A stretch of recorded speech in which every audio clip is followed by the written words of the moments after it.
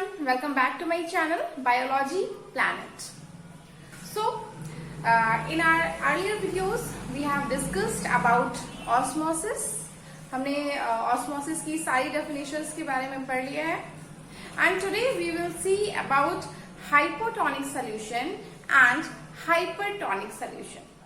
Means अभी तक हम लोगों ने हाइपरटोनिक और हाइपोटोनिक सोल्यूशन के बारे में पढ़ तो लिया, बट अभी हम ये देखते हैं that what will happen if an animal cell और a plant cell is placed in a hypotonic solution और हाइपरटोनिक सोल्यूशन. उस केस में क्या होता है जब प्लांट सेल या एनिमल सेल को हाइपोटोनिक और हाइपरटोनिक सोल्यूशन में प्लेस करते हैं, रखते हैं. ओके, चलिए देखते हैं.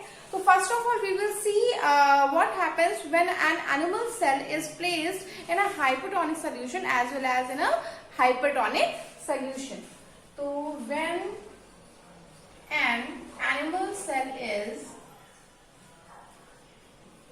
placed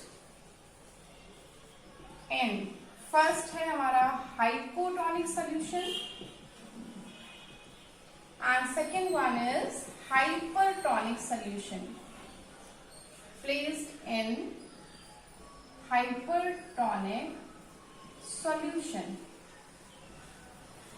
Hypotonic solution.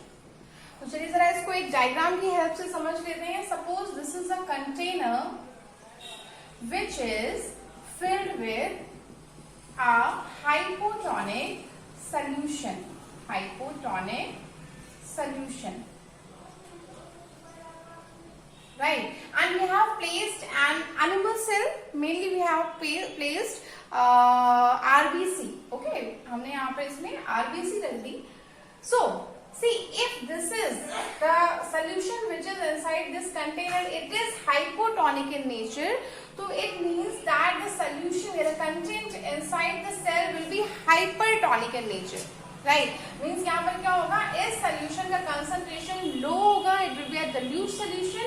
एंड यहाँ पर जो इसका कंसंट्रेशन जो है सेल के अंदर का कंसंट्रेशन जो है वो हाइपरटोनिक होगा, उसका कंसंट्रेशन ज्यादा होगा.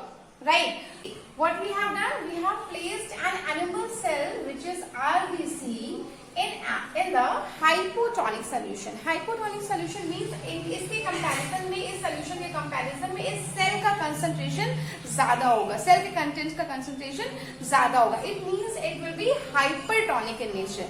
Right, it will B hypertonic in nature. तो हियर व्हाट विल हैपन, अभी हम लोगों ने ऑस्मोसिस की डेफिनेशन में क्या पढ़ा हुआ है कि that the movement of solvent particles from its higher concentration to its lower concentration through a semi permeable membrane is known as osmosis. तो अभी देखिए जो बाहर के एटमॉस्फेयर का कंसंट्रेशन है, इसमें सॉल्वेंट पार्टिकल का कंसंट्रेशन ज्यादा है, जबकि मींस वाटर का कंसंट्रेशन ज्यादा है, जबकि इस सेल के अंदर वाटर का कंसंट्रेशन कम है. तो what will happen, see the solvent will move from outside to inside. Right, means water molecules hypertonic solution से हाइपोटोनिक सोल्यूशन से हाइपोटोनिक सोल्यूशन की तरफ मूव करेंगे. तो सेल का कंसंट्रेशन कैसा है, सेल के कंटेंट का कंसंट्रेशन कैसा है, it is hypertonic in nature. Right, so here what will happen, the solvent molecules will move from the hypotonic solution towards the hypertonic solution. और इसकी वजह से क्या होगा, just because of this what will happen, cell के अंदर extra water भर गया है, तो सेल will swell up. तो cell will swell up, and this cell, now when the swelled up cell will be known as turgid. इसको हम टर्गिड condition कहेंगे. राइट, जब सेल में एक्स्ट्रा पानी भर जाता है तो वो स्वेल अप हो जाती है और इस कंडीशन को हम कहते हैं turgid. Now cell is in turgid in nature. Right, और just because of extra water filled inside this cell, this animal cell, this ultimately this cell will burst up. Ultimately, this cell will burst up. Burst क्यों हो जाती है? Because there is only plasma membrane, right? Plasma membrane होती है, delicate होती है, extra water भरने की वजह से वो burst भी हो सकती है. ठीक है, अब हम यही देख लेते हैं कि what will happen if an animal cell is placed in a hypertonic solution. So let's take another jar. Now it is filled with hypertonic solution. Now this jar is filled with hypertonic solution. Here we have again placed an animal cell RBC, फिर से हमने place कर दी. अब यहाँ पर क्या है, बाहर का मीन्स इस कंटेनर का जो सोल्यूशन है वो हाइपरटोनिक है, मीन्स वहां पे वाटर कंटेंट कम है, जबकि जो सेल के अंदर सेल के कंटेंट का कंसंट्रेशन है वो कम है. मीन्स यहाँ पर क्या है, वाटर का कंसंट्रेशन ज्यादा है. तो अगेन अभी यहाँ पे बाहर का एटमॉस्फेयर जो है वो हाइपरटोनिक है और जो अंदर का है सेल के अंदर का जो कंटेंट है वो हाइपोटोनिक है. तो here what will happen, again the solvent particles will move from the hypotonic solution to the hypertonic solution. तो अभी यहाँ पर क्या होगा, सेल के अंदर से means the solvent molecules will move from the cell to the atmosphere, to the container. means अंदर से बाहर, means from inside to outside. The solvent particles will move from inside to outside. इसकी वजह से क्या होगा, just because of this means अभी यहाँ पर जब एक्स्ट्रा वाटर निकल जाता है तो इसकी टर्बिडिटी खत्म हो जाती है. टर्बिडिटी खत्म हो जाएगी तो सेल कैसे हो जाएगी, सेल लिटिल बिट श्रिंक हो जाएगी, right. Means if there is no more water in the cell then cell will become flaccid in nature. तो ये कैसी हो जाएगी, श्रिंक हो जाएगी cell. Then what will be the nature of the cell, it will be flaccid. Cell will be said to be a flaccid in nature, flaccid हो जाएगी. And this condition means जब cells shrink हो जाती है just because of this osmosis, then it is known as crinated. अब इस cell को हम बोलेंगे crinated cell, right? यहाँ पर सेल crinated हो जाती है. तो फिर से जरा एक बार हम थोड़ा रिवाइज कर लेते हैं. ऑस्मोसिस क्या होता है, osmosis takes place when means in the process of osmosis the solvent molecules move from its higher concentration to its lower concentration through across a semi-permeable membrane till it reaches equilibrium. Right. तो यहाँ पर इसी के दोनों application हम देख रहे हैं कि what happens when when an animal cell is placed in a hypotonic solution. Hypotonic cell में अगर हम एनिमल सेल को रखेंगे तो cell will swell up, cell will become turgid and ultimately it will burst up, right. And if an animal cell is placed in a hypertonic solution then cell will shrink, it will become flaccid and it will be known as crinated cell. ठीक है. तो this is how all these things happens just because of the osmosis across a plasma membrane. Okay. So now let's see one more condition. Then what happens when plant cell is placed in hypo and hypertonic solution. अभी हम plant cell को place करते हैं यहाँ पर. When a plant cell is placed in hypotonic solution. So see, again we have taken another jar filled with hypotonic solution, filled with hypotonic solution, hypotonic solution. Here we have placed a plant cell,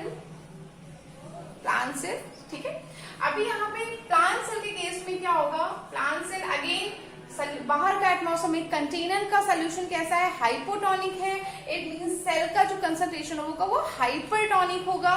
then the solvent molecules will move from outside to inside, right. Result in means swelling of the cell. but यहाँ पर होता क्या है, we know that in the plant cell large vacuoles are present, right. Large vacuoles are present. तो इसकी वजह से ये जो ऑस्मोटिक प्रेशर है जो ये स्वेल अप होगी तो ये लार्ज वैक्यूल होगी, राइट. तो हियर इज, मैं थोड़ा सा बड़ा बना दे रही हूँ कुछ इस तरीके से. तो here is a large vacuole. तो when solvent molecules will move from outside to inside then this large vacuole will swell up, right. And this cell is said to be means here now this cell will be turgid in nature, but this cell will not burst up, right. Ultimately this cell will not burst up. Burst क्यों नहीं होगी, reason क्या है, because we know that in the plant cell the rigid cell wall is present, right. In the plant cell the rigid cell wall is present, जिसकी वजह से इसमें पानी भरने की वजह से मींस हाइपोटोनिक सोल्यूशन में रखने की वजह से भी ये बस्ट अप नहीं होती है, तो it will not burst up, ठीक है, ये बस्ट नहीं होती है। Then next condition, what happens when a plant cell is placed in hypertonic solution? What happens when a plant cell is placed in hypertonic solution? So here we have taken hypertonic solution.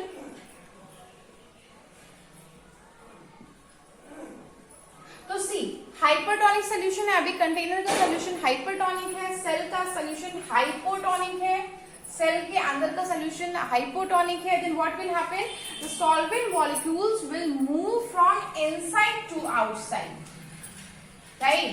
तो actually ये जो solvent molecules जो बाहर की तरफ आते हैं वो सेल से ना आकर वो वैक्यूल से बाहर आते हैं, which result in shrink in the vacuole, जिसकी वजह से जो वैक्यूल है ये थोड़ा सा श्रिंक हो जाती है, और वैक्यूल श्रिंक होने की वजह से जितने भी कंटेंट है, whatever the contents are present inside the cell, plant cell, ये सब क्या करते हैं, एक तरफ इकट्ठे होना शुरू हो जाते हैं, सब एक तरफ इकट्ठे होना शुरू हो जाते हैं, ठीक है।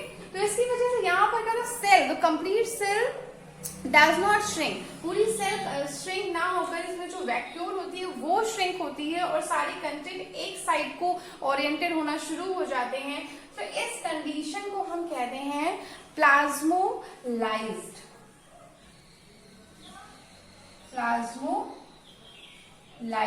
मीन्स यहाँ पर सेल कैसी हो जाती है, प्लाज्मोलाइज्ड, और इस प्रोसेस को हम कहते हैं प्लाज्मोलिसिस।